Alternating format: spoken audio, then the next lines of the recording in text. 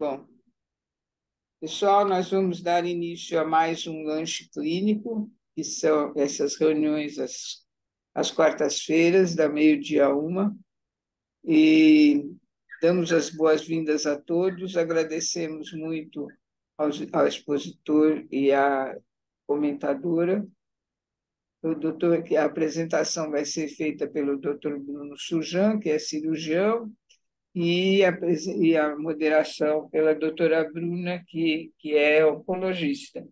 O assunto é de oncologia e que, portanto, interessa a todos e bastante cirúrgico, diria. Tem essa palavra difícil, metastatectomia, que é um trava-línguas, não é exatamente difícil, mas é meio trava-línguas para a gente falar.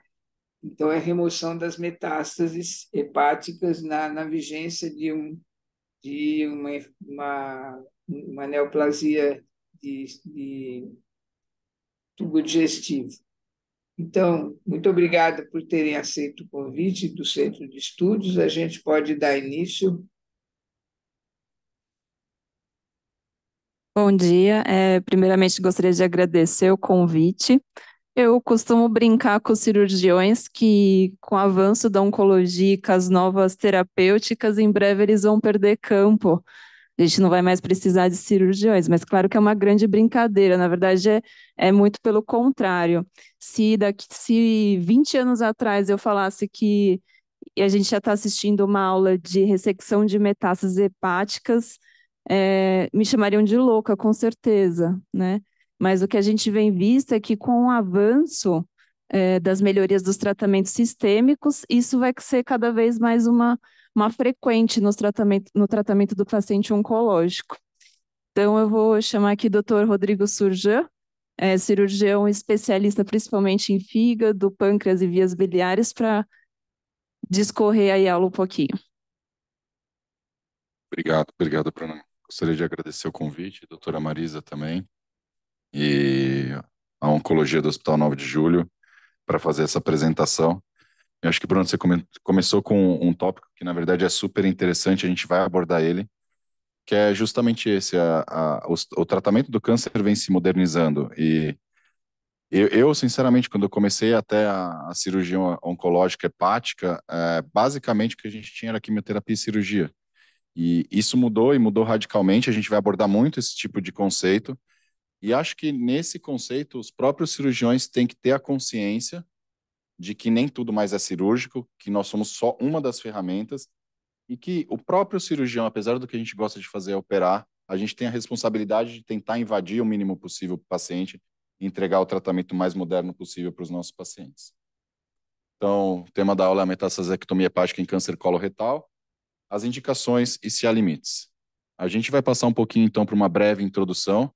Depois eu vou falar um pouco o racional do tratamento cirúrgico das metástases hepáticas de câncer coloretal e vou tentar dividir ele em tópicos que são tópicos de discussão, tópicos polêmicos, tópicos que a gente tem que se preocupar no dia a dia. Vou fazer uma pequena seleção de algumas coisas que a gente faz para mostrar e talvez coisas que a gente tenha contribuído no desenvolvimento da tecnologia cirúrgica do fígado e, por final, as mensagens finais que eu gostaria de deixar. Eu não fiquei colocando as referências, cada referência em cada slidezinho. Fiz esse slide aqui para mostrar as principais referências que foram utilizadas. Depois vai ficar à disposição. São artigos interessantes, artigos que têm importância no tratamento cirúrgico do fígado. Então, como introdução, o câncer coloretal, em 20% das vezes, ele é metastático já ao diagnóstico. E o fígado é o principal sítio de metástase de câncer coloretal. Ele representa mais de 50% das metástases desse tipo de tumor. A gente ainda se atém, às vezes o cirurgião gosta de falar essa frase, a gente sempre fala nos congressos, escreve nos artigos que a cirurgia é a única modalidade potencialmente curativa para o câncer coloretal metastático, que poderia fornecer sobrevida a longo prazo e cerca de 40% dos pacientes em 5 anos. Mas uma pequena parte dos pacientes hoje em dia ele é considerado cirúrgico logo no diagnóstico.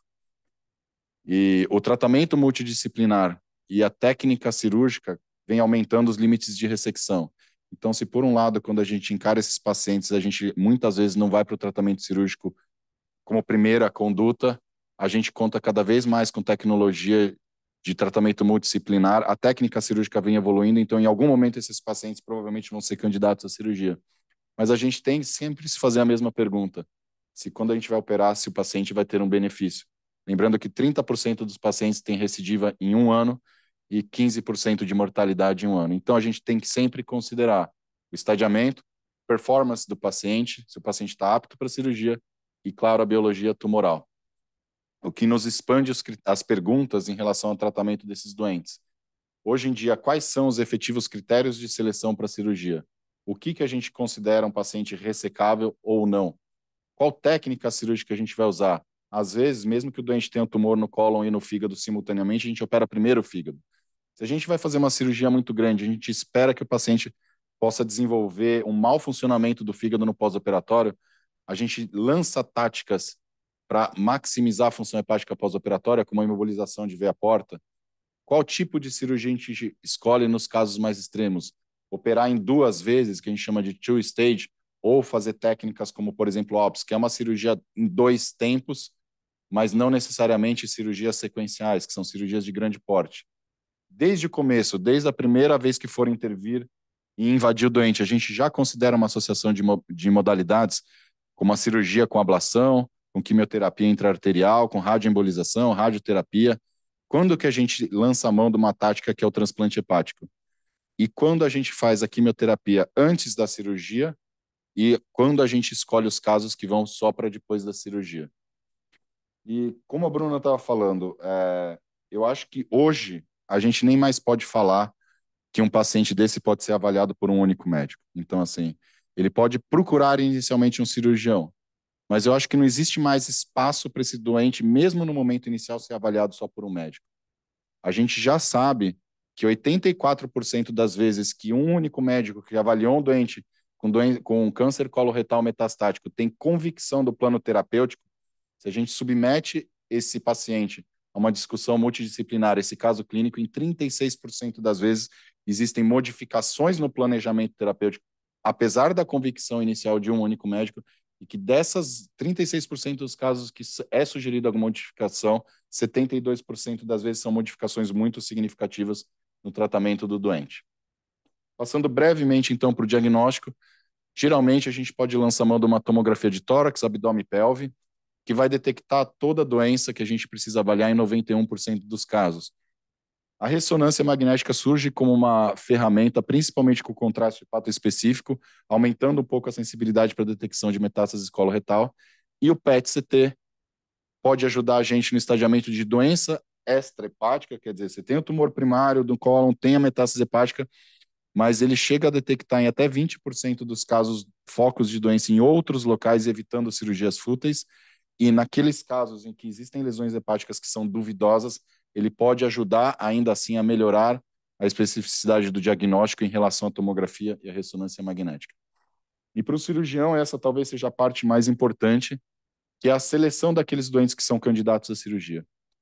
E isso vai se basear em diversos fatores, entre eles o número de metástases hepáticas, o tamanho das metástases, o tamanho e a carga tumoral total e a localização das metástases. Mas nosso objetivo sempre vai ser avaliar o paciente a caso para intervir naqueles doentes que a gente consiga fazer ressecção completa das lesões hepáticas. E basicamente a gente precisa tentar deixar, depois que a gente fizer a cirurgia no fígado, o que a gente precisa manter no doente? 2 segmentos hepáticos contíguos, com vascularização, volume suficiente e drenagem biliar adequada, tá?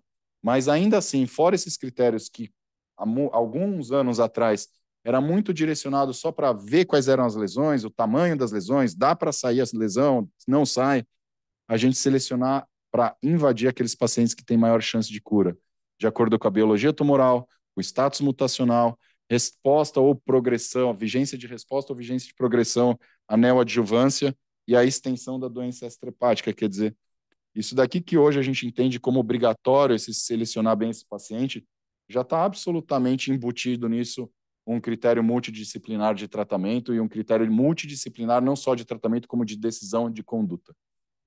Os fatores prognósticos, então, que a gente tem que levar em consideração para escolher bem os doentes, né? Em relação ao tumor primário, quer dizer, o tumor do cólon em si, o estadiamento, a localização do tumor. A gente sabe que os tumores do cólon direito têm uma menor sobrevida e têm um prognóstico desfavorável. Em relação às metástases hepáticas, o volume das lesões, o número, o grau de diferenciação celular e a possibilidade ou não de manutenção de margem depois da ressecção, se existe doença fora do fígado, qual que é o valor do marcador tumoral, o CEA, quanto mais alto, pior o prognóstico. Naqueles casos em que você tem a doença primária e ela não se apresenta simultaneamente com a doença hepática vem depois, que a gente chama dos casos metacrônicos, qual que foi esse intervalo de aparecimento das metástases hepáticas? Quanto mais curto, pior o prognóstico do paciente. Como que foi a resposta à neoadjuvância baseada em exames de imagem e também alguns outros fatores que são importantes, como o perfil de mutação de alguns genes, como Carras, BRAF, se há ou não presença de instabilidade de microsatélite, qual que é o painel de gene que a gente tem hoje de 20 genes e a presença ou não de DNA tumoral circulante. Essa é uma tecnologia razoavelmente recente que vem sendo estudada, mas eu acho que vai ser muito ainda utilizada por nós. Quer dizer, a gente tem que se basear nesses fatores prognósticos para escolher aqueles pacientes que realmente vão se beneficiar da cirurgia. Outro tema bastante importante é quando empregar a neoadjuvância, quer dizer, a quimioterapia antes da cirurgia, mesmo naqueles pacientes que anatomicamente são operáveis. Quer dizer, você poderia operar o fígado sem fazer nada antes, mas às vezes a gente indica um tratamento de quimioterapia antes da cirurgia. Qual que é a ideia disso? Reduzir o tumor, reduzir o volume da cirurgia de fígado que a gente vai precisar fazer. Outra coisa muito importante, acessar a biologia do tumor. Quer dizer, se você coloca um paciente em neoadjuvância, esse doente continua progredindo, você tem uma biologia tumoral desfavorável e provavelmente a cirurgia também não vai ser muito favorável para esse paciente. A possibilidade de tratar micrometástases. Esse é um tema de ampla discussão e eu não vou me aprofundar nele, até porque os oncologistas têm muito mais conhecimento do que eu, mas ainda assim a gente algumas vezes se questiona se você tem um benefício na sobrevida geral. Tem diversos protocolos, diversos trabalhos que foram feitos, mas eu acho que no final das contas eu fico um pouco com a definição da Sociedade Europeia de Oncologia que para escolher aqueles pacientes que, mesmo sendo ressecáveis, vão para quimioterapia neoadjuvante, a gente se utiliza de critérios técnicos para ressecção e, obviamente, de critérios prognósticos. Então, assim, por um lado, aqueles pacientes que têm alguns critérios de ter um baixo prognóstico, com certeza, talvez seja melhor fazer a neoadjuvância antes de operar, mesmo que esse doente seja operável de cara. Outro tema que é muito relevante para os cirurgiões, eu estou fazendo uma sequência de temas polêmicos para a gente, são aqueles pacientes que então vão para a neoadjuvância e as metástases hepáticas desaparecem. Então, frente a um quadro em que você fez neoadjuvância e as metástases hepáticas começaram a literalmente desaparecer, reduzir de volume, e às vezes a gente não encontra mais. Para o reestadiamento desses doentes, o melhor exame de imagem é a ressonância magnética. E em até 37% dos pacientes que têm uma única lesão, quando vai para a neoadjuvância, essa lesão some. E, por outro lado, quando tem várias lesões no fígado, menos de 6% dos casos, todas as lesões desaparecem com a neoadjuvância. Agora, qual que é o problema? Mesmo que a gente tenha, por exames de imagem, um desaparecimento completo dessas lesões pós-neoadjuvância, a recidiva desses pacientes no fígado é de até 74%. E mesmo que você tenha lesões que desapareceram e a gente procura essas lesões no ato operatório, fazendo uma revisão de exames antigos e tenta ressecar essas lesões, a gente ainda encontra a doença microscopicamente viável em 80% dos casos. Então, pensando com a nossa mentalidade de cirurgião, apesar de da gente poder pensar, nossa, mas esse paciente está respondendo bem, as metástases todas estão desaparecendo, a gente tenta evitar que isso aconteça, para que a gente possa ainda, naqueles pacientes que estão respondendo bem e são aptos à cirurgia, a gente conseguir ressecar essas áreas antes que elas desapareçam completamente. E a proposta sempre é fazer um reestadiamento durante a neoadjuvância próximo do doente, se essas metástases estão tendendo a desaparecer, parar a quimioterapia e operar esses pacientes, com restadiamento máximo em cerca de 2 meses ou após 3 ciclos, e limitar a neoadjuvância a 6 ciclos. Naqueles pacientes que já se apresentam com doença sincrônica, então, no diagnóstico você tem o câncer de intestino, já com metástases hepáticas. Esses pacientes são mais graves, uma sobrevida em 5 anos de 39%. E esses pacientes, obviamente, a gente já encara como pacientes de alto risco, então a neoadjuvância nesses pacientes, a gente tem que pensar seriamente e considerar seriamente antes de tentar operar direto esse paciente. A ressecção simultânea, se possível, sem neoadjuvância, a gente só vai para casos onde tanto o primário é fácil, quanto a ressecção das metástases hepáticas também são fáceis. E a gente lembrar que quando o doente tem as duas lesões, nem sempre a gente segue ou uma tentativa de ressecção simultânea ou operar sempre o câncer de intestino primeiro. A gente sempre vai procurar qual doença é mais grave. Se o câncer de intestino for muito grande, o primário for muito grande, ou estiver sangrando, estiver obstrutivo, a gente vai operar o tumor de intestino, fazer quimioterapia e depois operar as metástases hepáticas. Se a gente tem um paciente que já se apresenta com um volume muito grande de lesão hepática, ainda passível de cirurgia, mas que você espera que ele tenha uma complicação do fígado antes do que o tumor coloretal, a gente opera primeiro o fígado. Quer dizer, na verdade, o conceito acaba sendo simples, que é mexer primeiro no mais grave, a não ser que dê para mexer ao mesmo tempo nas duas doenças, quando ambas são passíveis de uma ressecção não tão complexa. Agora eu vou partir mais para a minha parte de dedicação mesmo, que é falar um pouquinho das ressecções. E eu acho que a gente poderia talvez ficar falando de artigos, tudo. Eu optei por mostrar coisas que eu fiz, as coisas que eu aprendi e que a gente foi desenvolvendo durante esse longo processo aí de operar fígado. E coisas históricas também. Eu acho que é sempre bacana a gente entender por que a gente faz as coisas como a gente faz hoje. E o primeiro conceito que eu acho que é importante é que a gente pode tirar um pedaço do fígado de duas formas.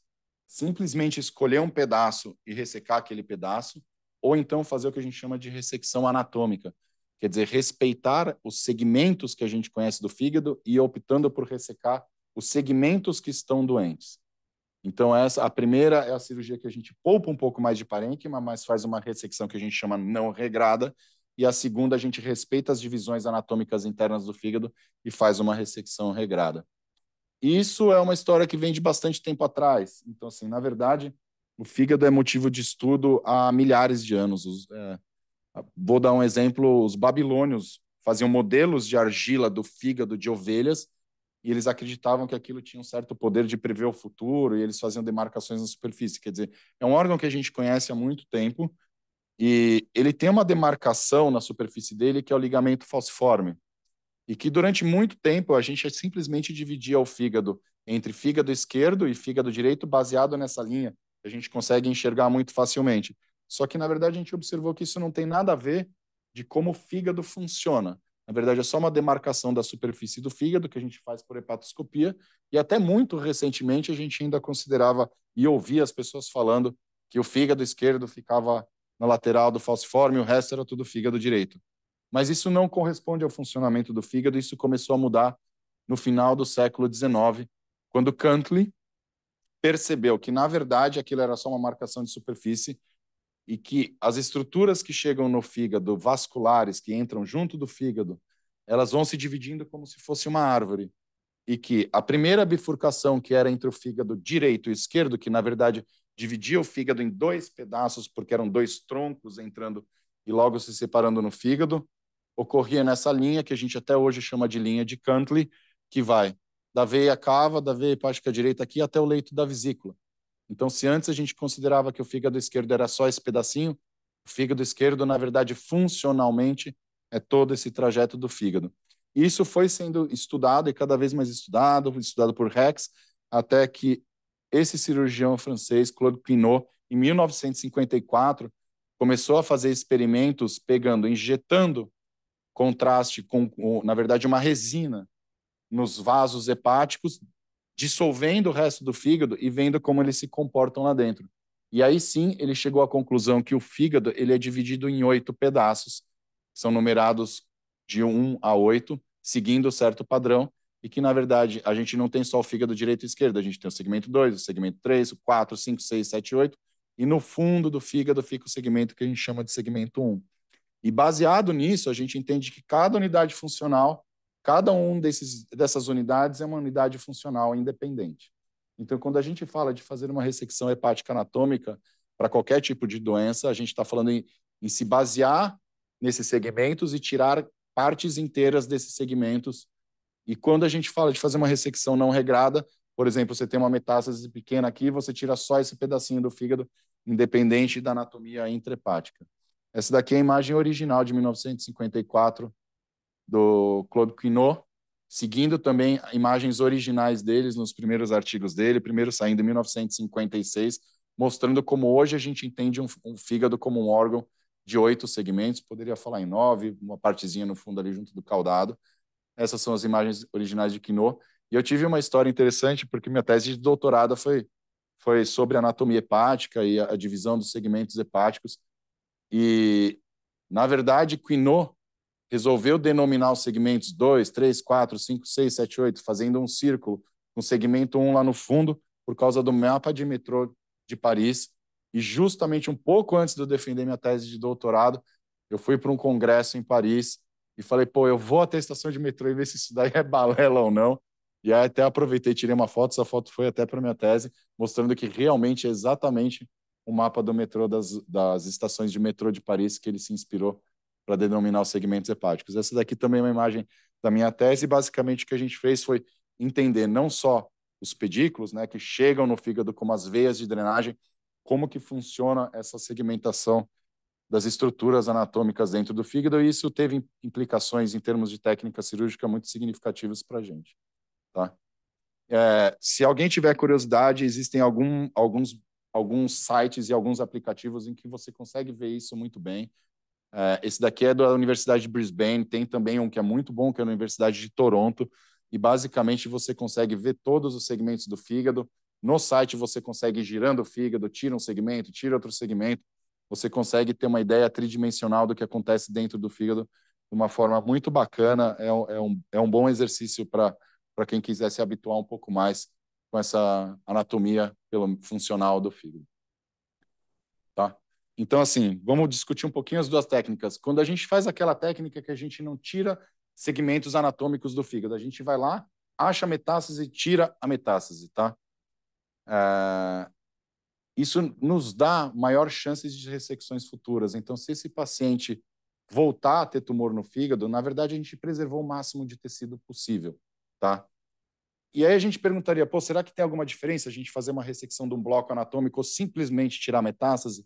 E isso foi muito discutido. Na verdade, a gente vê que a chance de tirar completamente a lesão é igual do que fazer anatomicamente, que o tempo de ressecção livre e de recorrência é igual, a sobrevida é igual e, às vezes, a sobrevida até maior. Porque se esse paciente recidivar, a gente ainda tem muito tecido hepático para a gente trabalhar. A gente não fica restrito, tá?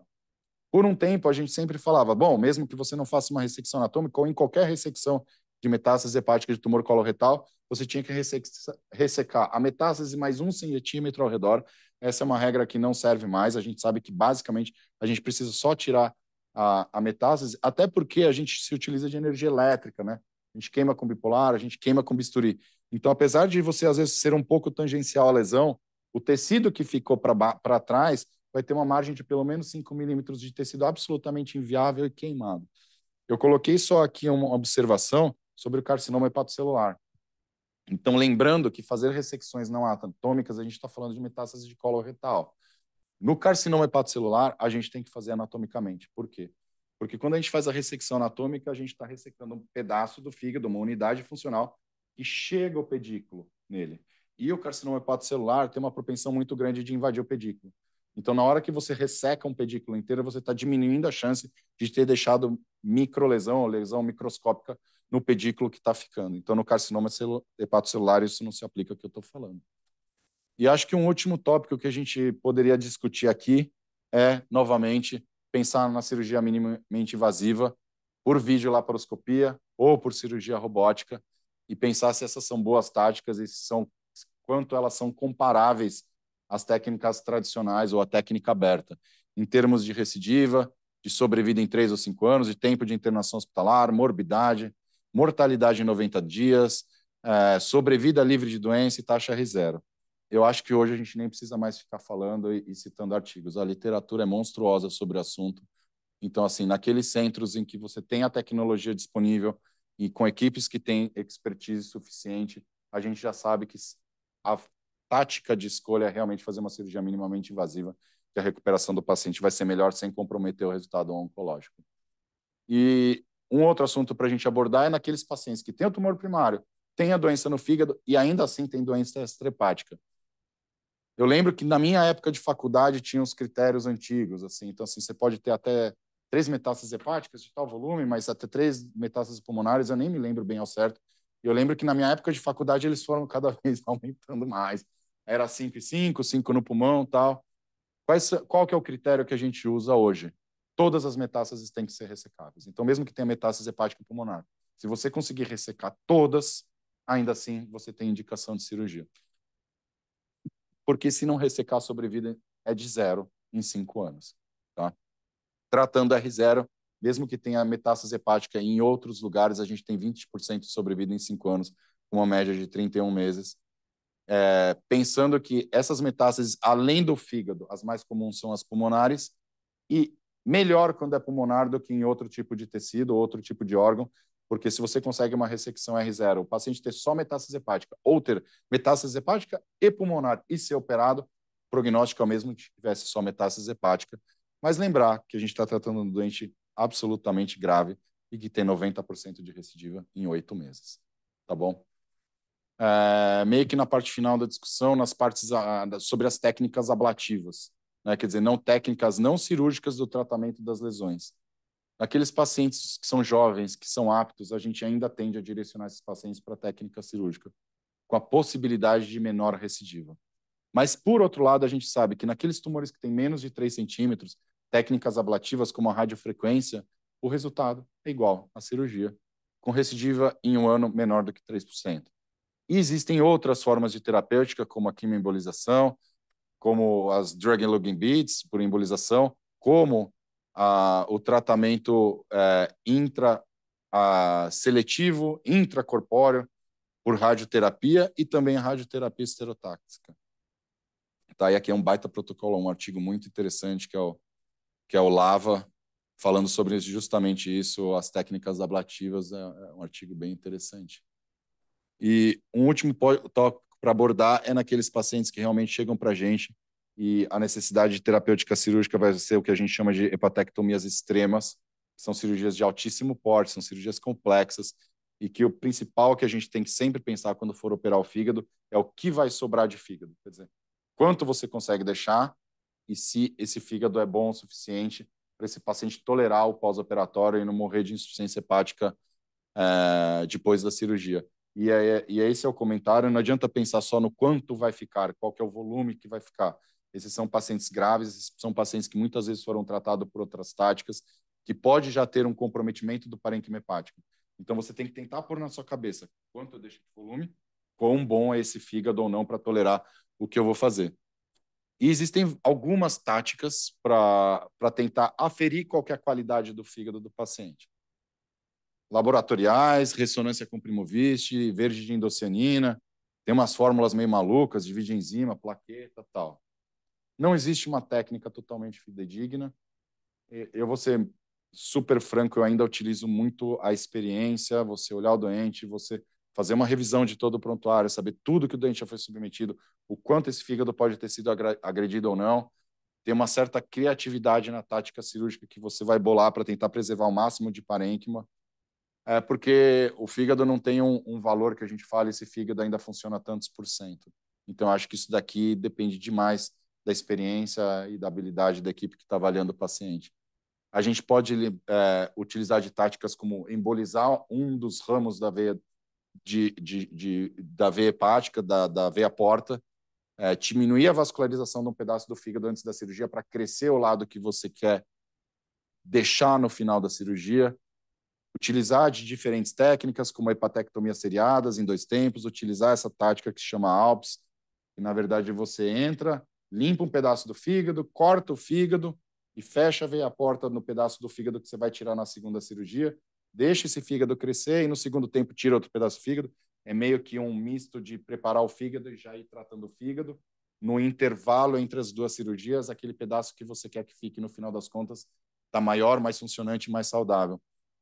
Outra tática para a gente é operar uma parte, a outra parte não dá para operar, vamos fazer outras táticas simultaneamente, como uma ablação. Lembrar também que pacientes que no início não eram cirúrgicos, se são submetidos a neoadjuvância, às vezes podem se tornar um candidato à cirurgia. Isso pode acontecer em até 33% dos casos. E lembrar que naquelas hepatectomias que talvez sejam extremas demais, em casos absolutamente selecionados, a gente ainda tem como opção para esses pacientes o transplante de fígado. Trouxe só uma lembrança aqui desse artigo, não é um artigo antigo, é um artigo de 2016, 2013, do grupo de Oslo, que talvez seja o artigo, vamos dizer assim, a pedra fundamental para a gente basear nossos pensamentos em transplante de fígado para pacientes com doença metastática, mas não se esquecer que se um pouco antes disso era uma contraindicação absoluta, metástase de câncer coloretal para transplante de fígado, essa não é mais uma realidade hoje, é feito no nosso país também. E aí, vamos para a pergunta se há limites para o que a gente pode fazer em termos de ressecção cirúrgica. E aí eu gostaria de mostrar um pouquinho do que eu vivi, do que eu aprendi, do que a gente desenvolveu com o tempo. E acho que mostrando isso, talvez a gente tenha uma ideia de quão próximo a gente pode chegar desse limite de ressecção cirúrgica. Isso daqui foi há algum tempo e foi uma tática que a gente desenvolveu quando a gente estava sempre tentando preservar o máximo de parênquima hepático para o paciente.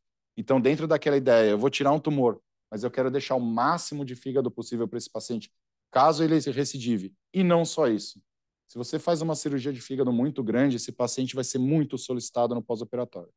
Pode ser solicitado em termos de transfusão, ele vai ativar uma resposta regenerativa hepática muito grande, isso vai induzir produção de hormônios proliferativos, entre eles mais direcionada, por exemplo, hepatocyte growth factor, e isso tudo vai diminuir o diagnóstico, o prognóstico oncológico. Então, assim, a gente estava muito numa época assim, quanto a gente consegue não agredir esse fígado? E a gente tinha um tumor justamente em cima e comprometendo e abraçando uma das principais veias do fígado, que é a veia hepática direita, o que numa tática habitual provavelmente faria com que a gente fizesse uma grande ressecção. E aí a gente veio com a ideia de tirar o tumor, achar a veia dentro do fígado, tirar o tumor e substituir a veia por um enxerto, tá? Então foi isso que a gente fez nesse caso, isso faz bastante tempo, a gente colocou um enxerto no lugar da veia.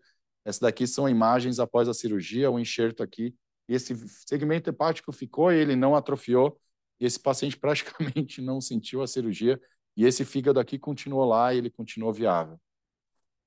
Eu queria mostrar, eu vou sentar aqui só para ir passando um pouco mais para frente os vídeos. Esse daqui foi um outro caso que a gente mostrou num congresso. Perdão, vou tirar o som. E é um dos exemplos, talvez, de uma das hepatectomias mais extremas que a gente fez. Esse era um paciente com uma cirrose grave já, era um paciente com uma hepatopatia crônica muito significativa e que evoluiu com carcinoma hepatocelular, com invasão de veia porta. Então, aqui na seta, vocês podem ver a veia porta direita já totalmente invadida e o trombo tumoral caminhando para o tronco da veia porta. Sobrava só uma faixinha de veia porta patente, um fígado absolutamente cirrótico. E depois de uma longa avaliação, esse paciente a gente aguardou um pouco para operar, deixou ele na época com que a gente tinha, que era o sorafenib, para então propor uma cirurgia para ele, que foi uma hepatectomia de grande porte, num paciente cirrótico, com invasão tumoral da veia porta para o tronco da veia porta, e que no final das contas, vou deixar só mais esse trechinho do vídeo para vocês.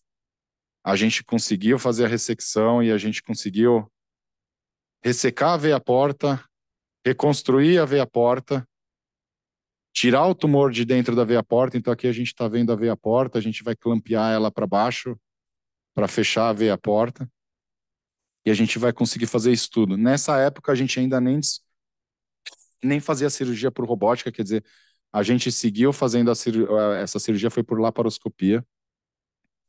Deixa eu ver se eu consigo mostrar aqui para vocês o momento que a gente tratou a veia porta. Então, assim, fazendo o clampeamento da veia porta.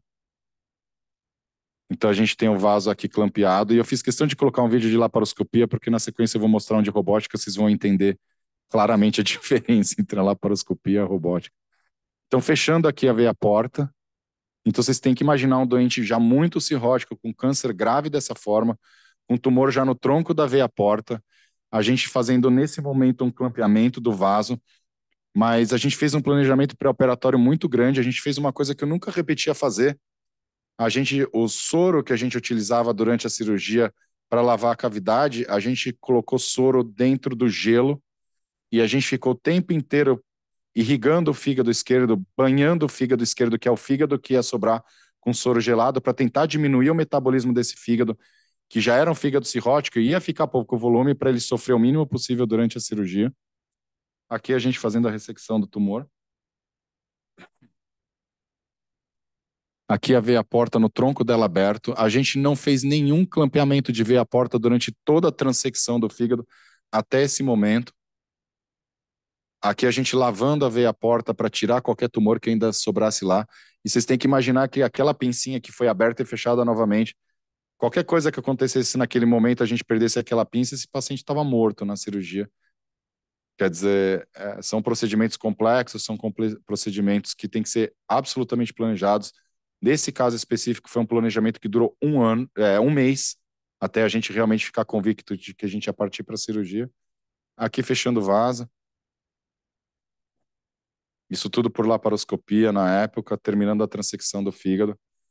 E esse paciente ficou 10 dias internado, ele saiu do hospital tomando pantoprazol e 100 miligramas de aldactone e 20 miligramas de Lasix.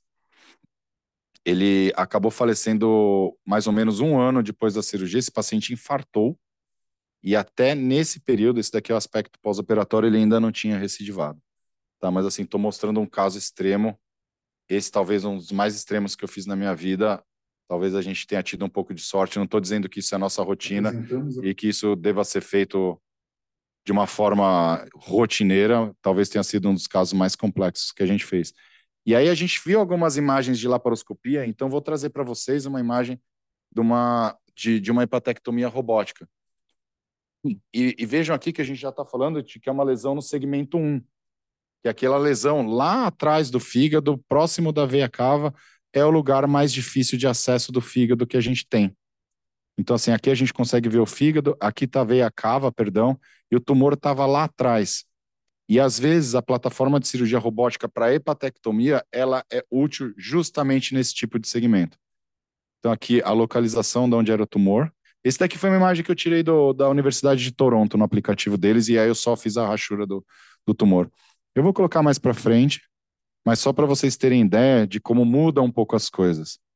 Olha como a gente tem uma plataforma de câmera absolutamente estável. A gente está dentro praticamente do fígado. Esse vaso que vocês veem aqui é a veia cava.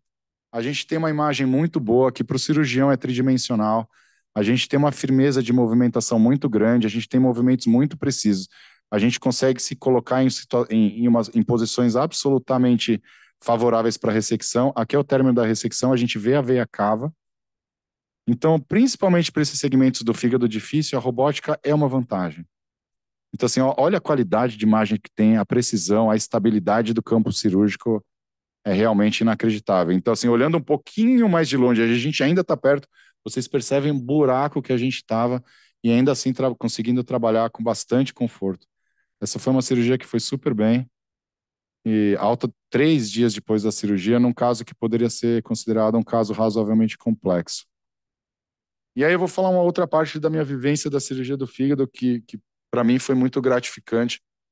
Foi quando eu, assim, desafiados por uma dessas hepatectomias extremas e pensando em como a gente poderia preservar o fígado que ia sobrar, que ia ser quase nada, a gente desenvolveu uma técnica, o nosso grupo que criou, para tentar preservar o máximo possível o parênquima hepático.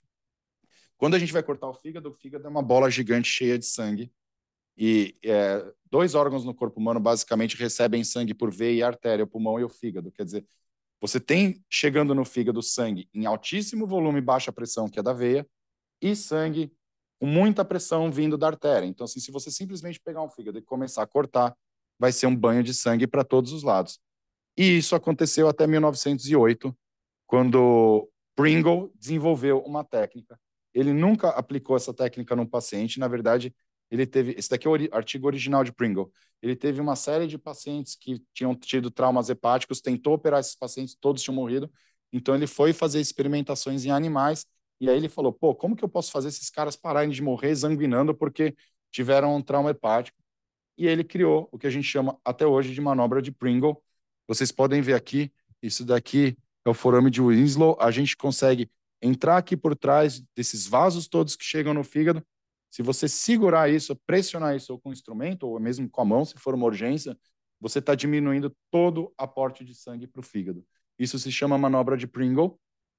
Não significa que se você cortar o fígado nessa situação, o sangramento vai ser zero, porque você ainda tem sangue vindo das veias hepáticas em cima, mas assim, você está absolutamente reduzindo a quantidade, para todo o sangue que chega no fígado.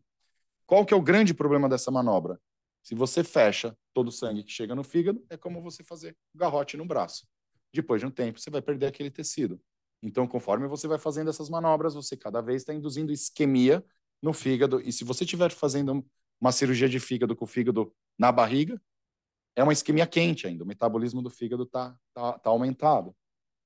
Por que eu digo na barriga? Porque também existe a hepatectomia ex vivo. Você, em casos ultra extremos, pode tirar o fígado do paciente, colocar solução de preservação, diminuir a temperatura daquele órgão, fazer a cirurgia na bancada e depois devolver o fígado que sobrou para o paciente. Tá? Então, essa daqui foi a manobra de Pringle. Ela foi criada em 1908 e nunca tinha sido modificada. E ela é absolutamente utilizada em cirurgia de fígado e muito utilizada até hoje. O que você faz? Você vai lá, fecha o hilo hepático, corta o fígado, pede para o anestesista. Me avisa com 8 minutos, com 9 minutos, com 10 minutos. Fecha, corta 10 minutos, abre com 10 minutos, espera 5 minutos, fecha de novo, corta de novo. E isso vai induzindo um pouco de isquemia quente, tá? Então, o que o Pringle criou? O clampeamento do ligamento hepatoduodenal, que vai fechar a veia porta e a artéria hepática, a interrupção do fluxo sanguíneo para controle de sangramento. Prós, quais as vantagens? Primeiro, tecnicamente muito simples e basicamente a única que é utilizada no mundo. Contra, induzir isquemia quente no fígado, o fígado vai ficar sofrendo no período e ter que ficar abrindo e fechando. Corta, fecha, para, abre, fecha, corta, para de cortar, hemostasia. E a gente foi deparado com o caso de uma hepatectomia extrema que a gente ia tentar fazer por via minimamente invasiva. E pensando em como preservar o fígado do paciente, a gente foi estudar um pouquinho o fluxo da veia porta e da artéria hepática. E quando você está com uma laparoscopia, você injeta gás dentro da barriga, você aumenta a pressão intraabdominal. Quando você aumenta a pressão intraabdominal pelo pneumoperitônio, você reduz em 60% o fluxo da veia porta. Quer dizer, aquele fluxo, que não é um fluxo em alta pressão, além disso, ele já está reduzido 50% a 60%. E você não tem um fluxo compensatório da artéria do fígado. Então, você reduz esse fluxo da veia porta. Durante o peritônio, pneumoperitônio, a artéria fica igual. Qual que foi a nossa ideia? Ao invés de ficar fazendo o que a gente chama de Pringle intermitente, durante a laparoscopia, fecha, corta, abre, para, espera 5 minutos, tal, não sei o que lá. E vírgula, para fazer isso, muitas vezes você tem que fazer um acesso de laparoscopia a mais para colocar um clamp e ficar abrindo e fechando. Qual que foi a nossa ideia? Bom, a veia porta não sangra com pressão. O fluxo dela já está reduzido em 60%. E, além disso, se você abre uma veia na laparoscopia, a pressão do pneumoperitônio às vezes nem deixa uma veia sangrar. Eu já vi veias enormes abertas, veia hepática direita, um rombo desse tamanho na veia, você olha para dentro da veia, vê o sangue dentro da veia, o sangue não sai. Qual que foi a nossa ideia? Bom, se na veia sangrar nada ou muito pouco, e o que sangra é a artéria, mas a gente ainda tem um pouco de fluxo de veia porta. Vamos dissecar a artéria, colocar um clamp e deixar lá, fazer a cirurgia inteira e acabou. E é o que a gente chama de clamp seletivo de artéria hepática. O que acontece? Você tem um controle de sangramento muito bom, vou mostrar exemplos aqui. Não tem nenhuma isquemia do fígado, porque esse sangue portal a gente foi colhendo lactato e foi vendo que você não induz isquemia hepática com 40% do fluxo da veia porta. Você não precisa ficar naquelas manobras de abre e fecha, opera, para, opera, para, opera, para. A cirurgia vai de uma vez só e você muitas vezes não precisa de um acesso vascular, um acesso de laparoscopia a mais só para fazer isso. Vou mostrar um dos primeiros exemplos que a gente fez dessa tática. É simples, claro que não é tão simples quanto o Pringle, mas também não é uma técnica tão dispendiosa. A gente tem uma lesão aqui no setor lateral direito do fígado, aqui utilizando a ultrassonografia intraoperatória, a gente achou a lesão, demarcamos a superfície, fomos para o hilo hepático, dissecamos a artéria hepática, aí a gente coloca um clampzinho que a gente chama o bulldog destacável, então você deixa esse clampzinho lá, contínuo, só vai tirar no final da cirurgia, parte para a transecção do parênquima, olha o sangramento, nada, né? Tudo bem, não vou falar nada que vocês estão vendo um pouquinho de sangue aqui, mas assim, vocês veem que é absolutamente igual a fazer o Pringle. Não existe diferença para o Pringle, tá? Assim, o sangramento intraoperatório é igual. Terminou a transecção, a gente vai lá, tira a pinça e acabou. Então, assim, aqui a gente fez algumas publicações sobre isso, vídeos sobre isso, aqui é outro exemplo. Olha as imagens intraoperatórias, sangramento virtualmente nada, o clamp aqui imagem do pós-operatório, a gente fez uma hepatectomia que é tecnicamente difícil, que se chama mesohepatectomia. Vocês veem que algumas imagens da toma até parece que houve uma divisão total do fígado. Aí a gente publicou essa técnica também para fazer aquele procedimento que eu falei que é o ALPS, que é aquele procedimento complexo, que é uma cirurgia que a gente faz uma parte, limpa uma parte do fígado, fecha outra parte do fígado e completa a cirurgia 15 dias depois, 3 semanas depois. A gente fez uso dessa técnica também para o ALPS, foi super bem, ó, você vê que a transecção exângue do fígado, foi muito bem também a cirurgia, e aqui as imagens do segundo tempo, onde a gente completou a cirurgia. Outros exemplos, aqui a gente operou o que no final das contas era um adenoma hepático, também utilizando essa tática, fazendo ressecções grandes, a peça de mais de 1 quilo, e mostramos isso em congressos fora e saiu publicado. E eu queria mostrar para vocês meu último exemplo, que é aquele que eu estava falando, tipo, eu comecei a falar no começo da aula de que isso tem que ser um tratamento multidisciplinar e só mostrei cirurgia isolada, então assim, eu falei para a Bruna e falei para o doutor Fisic já, para o doutor Felipe, que eu faço uma meia-culpa aqui, eu fui criado numa escola em que o cirurgião tem que fazer tudo, o cirurgião tem que fazer tudo, não põe na mão de ninguém, não divide o trabalho, porque daí o cara complica e não sei o que lá. E eu vou ser super sincero com vocês, e tô falando de verdade, até vocês chegarem, eu era muito ainda adepto disso, e vocês estão me ensinando que as coisas não são dessa forma.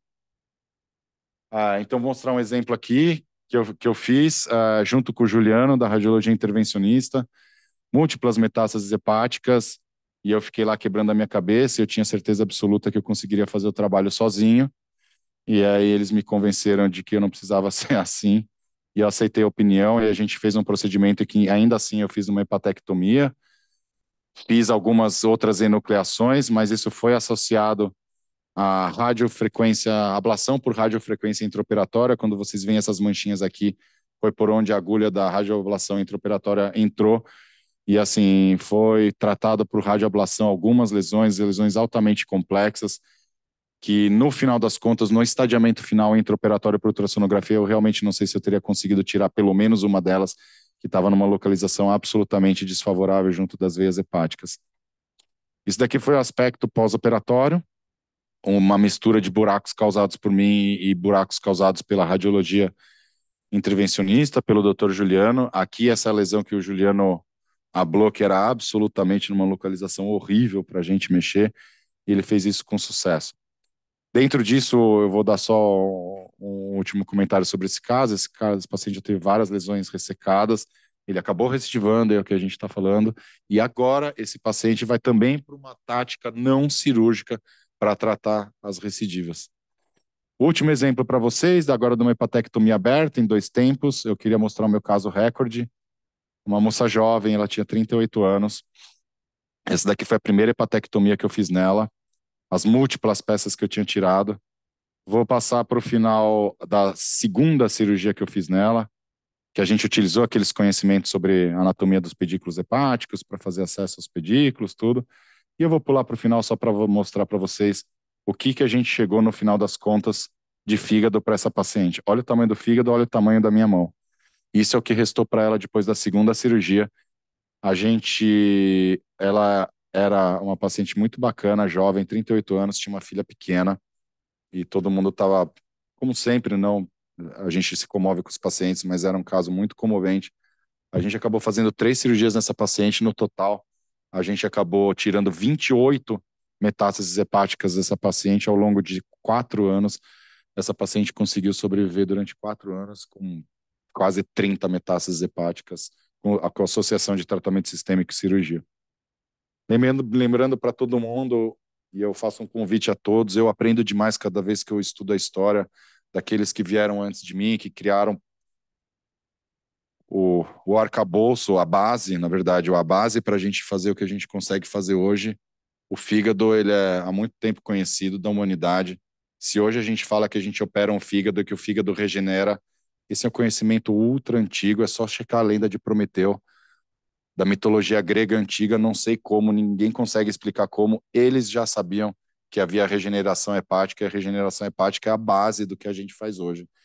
A lenda de Prometeu, ele tentou roubar o fogo do Olimpo, Zeus condenou ele a ficar acorrentado em uma montanha nos Cáucasos, acho que durante 10 mil anos, e todas as noites uma águia vinha e comia um pedaço do fígado dele, e todos os dias o fígado regenerava. Quer dizer, esse é um conhecimento super antigo, que a gente utiliza até hoje, e a gente depende demais daqueles que vieram antes da gente para pavimentar o nosso trabalho.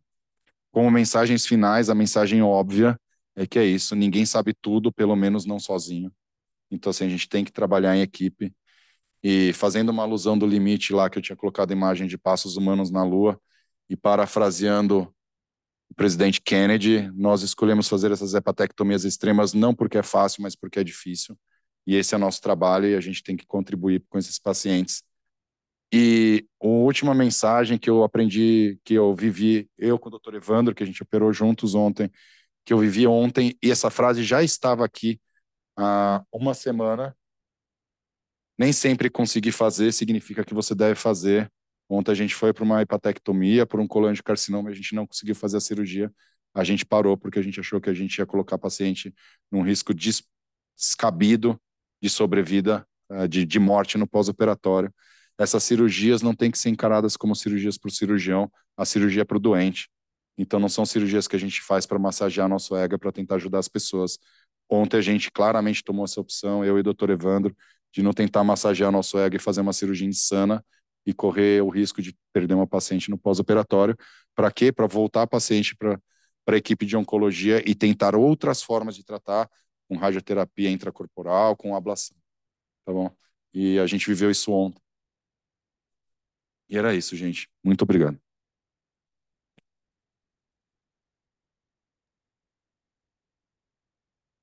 Bom, muito bem, está aberta a discussão. Extremamente complexo, né? Como você falou que é difícil, com certeza é muito difícil mesmo.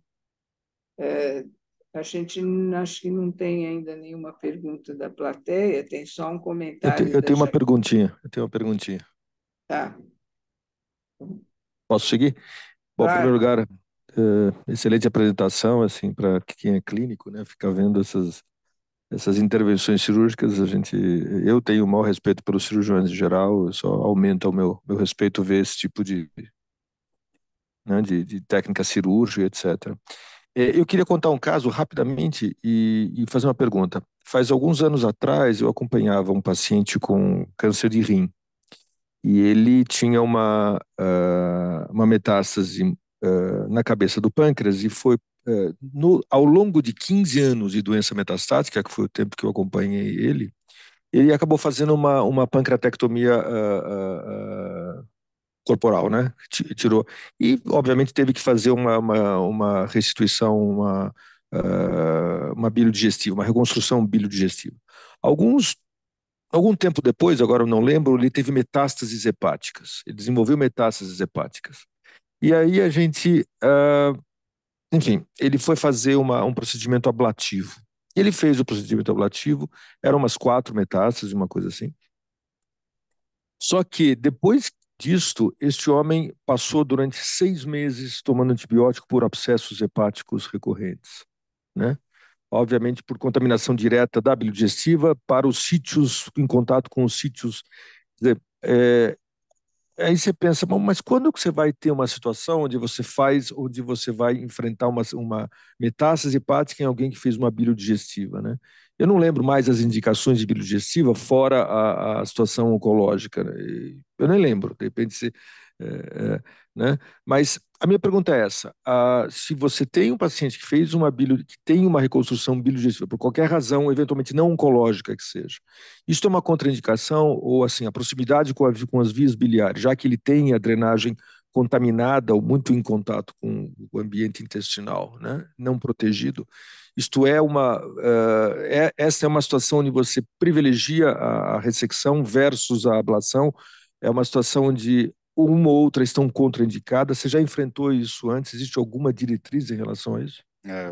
Alô? Já. Eu acho que sim, para mim pesaria muito no favor da cirurgia.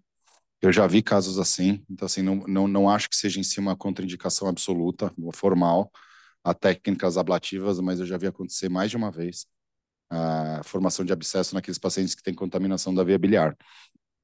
Isso é uma coisa também que a gente tem que levar em consideração até para o ato operatório.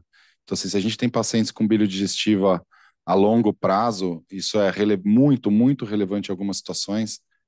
Ah, eu já vi complicação de hepatectomia porque teve uma pequena fistulazinha biliar e tinha bile digestiva e aquela fistulazinha biliar que seria razoavelmente tranquila vira um baita de um abscesso.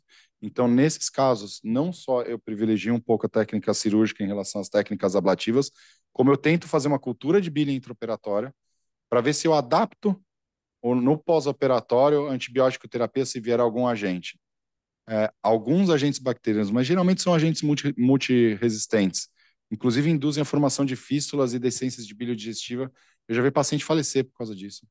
Então, assim, eu favoreceria a técnica cirúrgica, não acho que seja uma contraindicação formal a técnicas ablativas. Se fosse para técnica ablativa, eu insistiria que se fizesse uma antibiótico terapia, não sei nem se mais profilática ou preemptiva, num prazo um pouco maior do que o que seria utilizado, e eu faria a mesma coisa com a minha cirurgia. Então, você ficaria muito atento a isso, tentaria ter cultura, eu faria uma antibiótico profilaxia pós-operatória diferenciada, e a outra coisa, às vezes a gente faz hepatectomia e não deixa dreno. Se foi muito tranquilo, foi fácil, a área curenta está maravilhosa, você acha que não vai acontecer absolutamente nada, a gente não drena. A gente drenava até com maior liberdade antes. Hoje a gente está tentando drenar um pouco menos esses pacientes. Esse era um caso que só pelo fato de ter abelha digestiva eu deixaria um dreno por obrigação.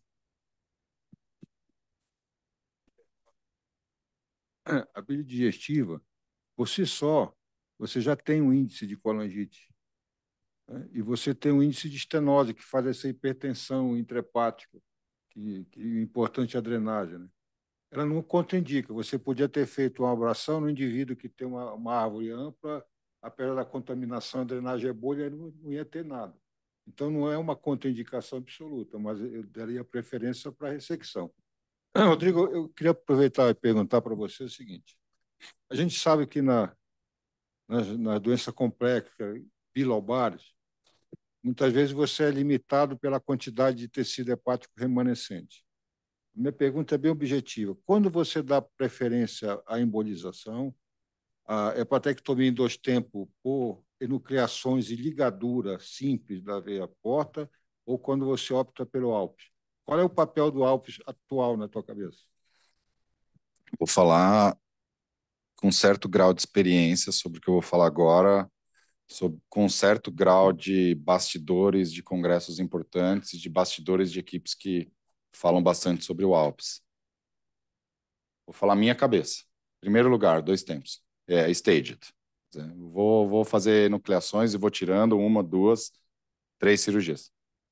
Segundo lugar, se tiver um caso absolutamente extremo e que realmente eu precise lançar a mão de alguma terapia de embolização, de crescimento hepático, eu favoreceria o Alpes.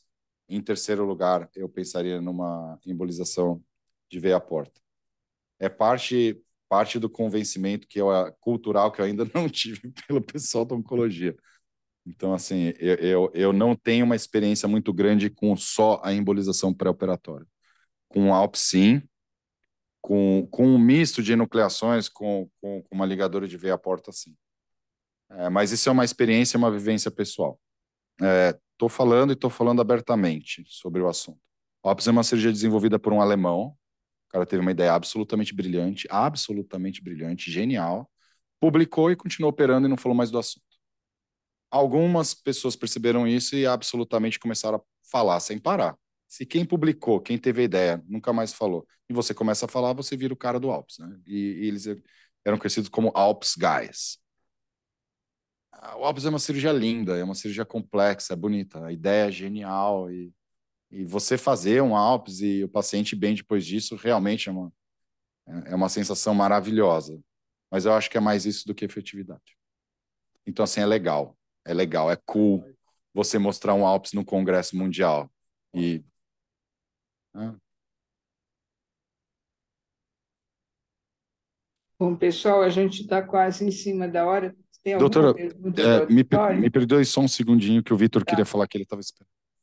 Não, mas acho que, ok, por favor, me desculpa, doutor. Não, Não. eu só queria comentar em relação à profilaxia, né? Realmente, na minha formação, eu participei de um caso de ablação hepática, era um nódulo periférico de 0,5 milímetro, era uma metástase de neoplasia de cabeça de pâncreas, ela tinha uma biodigestiva prévia.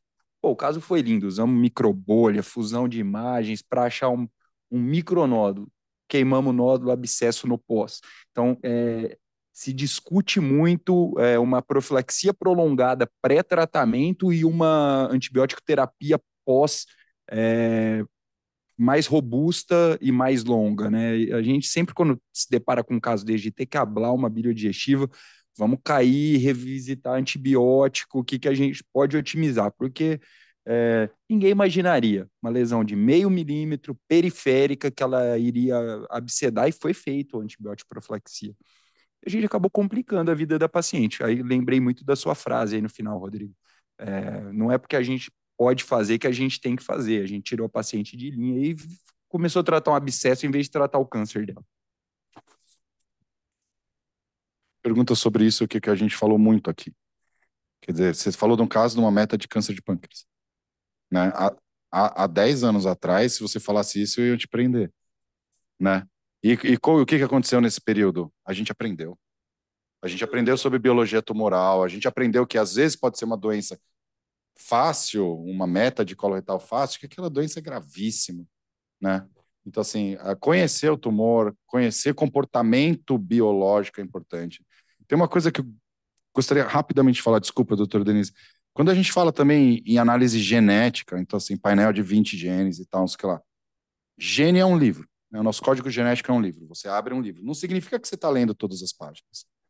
Então, assim, a gente vai evoluir para não genética, vai evoluir para metabolômica, para proteômica, né? Então, assim, se a gente ainda não tem essa tecnologia, o que você faz? Você observa o comportamento do tumor. Então, assim, sim, há um tempo atrás, falava, meta hepática de câncer de pâncreas. Morreu. Aí você vai ver, depois de um tempo, fazendo químio lá, o cara está vivo, a doença está igual. Por que você não vai tratar? Ela é muito melhor, às vezes, do que uma meta de coloretal que a gente sempre operou um tempão. Quer dizer, a gente tem que se fiar muito nisso. Bom, pessoal, a gente está no nosso horário. Rodrigo, maravilhoso. Bruna, muitíssimo obrigada. O Centro de Estudos fica sempre engrandecido assim com essas aulas tão ilustrativas. E vocês estão convidados, logicamente, para, num outro momento, quando tiver mais um avanço, vir trazer de novo para a gente. Muito obrigada a todos, a presença de todos e que estão no auditório, que estão online. E na próxima semana vamos ter um novo lanche clínico. Boa tarde. Obrigado, doutora. Muito Boa tarde, obrigado. obrigada.